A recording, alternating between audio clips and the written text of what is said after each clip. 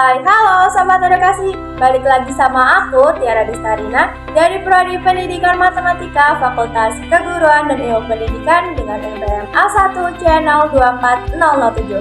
Pada video kali ini, kita akan membahas mengenai manajemen pendidikan non-formal dan pendidikan anak usia dini, yang merupakan tugas dari mata kuliah pengelolaan pendidikan dengan dosen pengampu Bapak Dr. Muhammad Kristiawan MPD. Sebelum kita lanjut videonya, Sobat Edukasi udah ada yang tahu belum apa itu manajemen pendidikan non-formal dan pendidikan anak usia dini?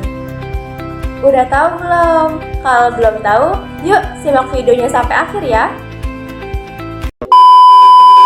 Halo semua, pada video kali ini kita akan membahas mengenai manajemen pendidikan non-formal dan pendidikan anak usia dini. Baik, yang pertama ada pengertian manajemen pendidikan non-formal.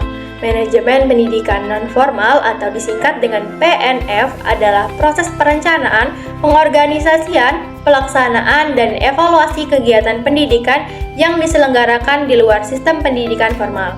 PNF ini sangat penting karena menjangkau kelompok masyarakat yang mungkin tidak dapat atau sulit mengakses pendidikan formal, seperti orang dewasa, anak putus sekolah, atau masyarakat di daerah terpencil. Selanjutnya, yang kedua ada karakteristik pendidikan non-formal. A. Fleksibilitas. Program dan jadwal pembelajaran dapat disesuaikan dengan kebutuhan peserta didik. B. Praktis. Materi pembelajaran lebih berorientasi pada keterampilan dan pengetahuan yang langsung dapat diterapkan dalam kehidupan sehari-hari. C. Berbasis komunitas. Pendidikan seringkali melibatkan partisipasi aktif masyarakat dalam perencanaan dan pelaksanaan. D. Beragam bentuk. Pendidikan non-formal dapat berupa kursus, pelatihan, workshop, atau kegiatan belajar kelompok. Yang ketiga ada contoh pendidikan non-formal.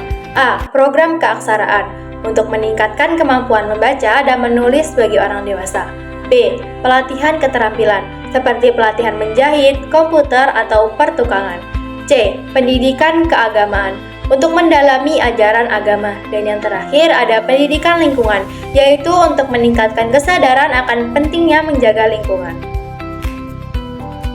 Yang keempat ada manajemen pendidikan anak usia dini atau PAUD.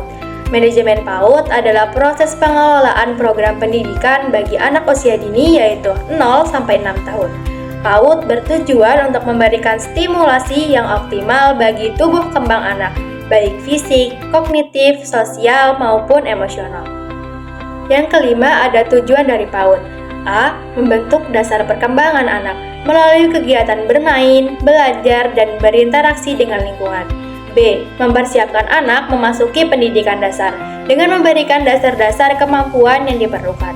Dan C. Meningkatkan kualitas hidup anak, yaitu melalui pemberian asuhan dan perawatan yang baik. Yang keenam ada komponen utama manajemen PAUD. A. Kurikulum. Rencana pembelajaran yang disesuaikan dengan karakteristik anak usia dini. B. Tenaga pendidik. Guru PAUD yang memiliki kompetensi dan pemahaman tentang perkembangan anak. C. Sarana dan prasarana. Ruang belajar yang nyaman dan aman serta alat peraga yang menarik. D. Orang tua sebagai mitra dalam mendidik anak. Dan yang terakhir ada lingkungan. Lingkungan belajar yang kondusif dan mendukung tumbuh kembang anak. Yang ketujuh ada hubungan antara manajemen pendidikan non-formal dan PAUD. A. Persamaan. Keduanya sama-sama berfokus pada kebutuhan belajar peserta didik yang spesifik. B. Perbedaan. PNF lebih bersifat fleksibel dan beragam, sedangkan PAUD lebih terstruktur dan memiliki tujuan yang lebih spesifik.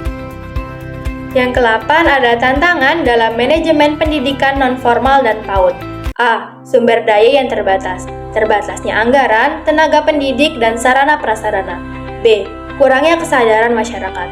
Masyarakat belum sepenuhnya memahami pentingnya pendidikan non-formal dan PAUD. C. Perubahan yang cepat.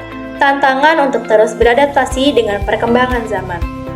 Selanjutnya yang 9 ada upaya untuk meningkatkan kualitas manajemen. A. Peningkatan kualitas tenaga pendidik melalui pelatihan dan pengembangan profesional. B. Peningkatan sarana dan prasarana dengan melibatkan berbagai pihak seperti pemerintah, lembaga swadaya masyarakat, dan dunia usaha. C. Sosialisasi kepada masyarakat mengenai pentingnya pendidikan non-formal dan PAUD. Yang terakhir yaitu kerjasama antar lembaga untuk meningkatkan efektivitas dan efisiensi program. Kesimpulan yang dapat kita ambil dari materi kali ini yaitu manajemen pendidikan non-formal dan PAUD merupakan bagian penting dari sistem pendidikan nasional. Keduanya memiliki peranan yang sangat strategis dalam meningkatkan kualitas sumber daya manusia. Dengan pengelolaan yang baik, pendidikan non-formal dan juga PAUD dapat memberikan manfaat yang signifikan bagi masyarakat, khususnya bagi anak-anak usia dini. Nah, itu tadi penjelasan terkait materi kita kali ini. Semoga pembahasan tadi dapat bermanfaat untuk Sobat Edukasi semuanya ya. Untuk men-support channel ini, Sobat Edukasi bisa like, comment, subscribe, and share ke teman-teman terdekat kalian ya. Sampai jumpa!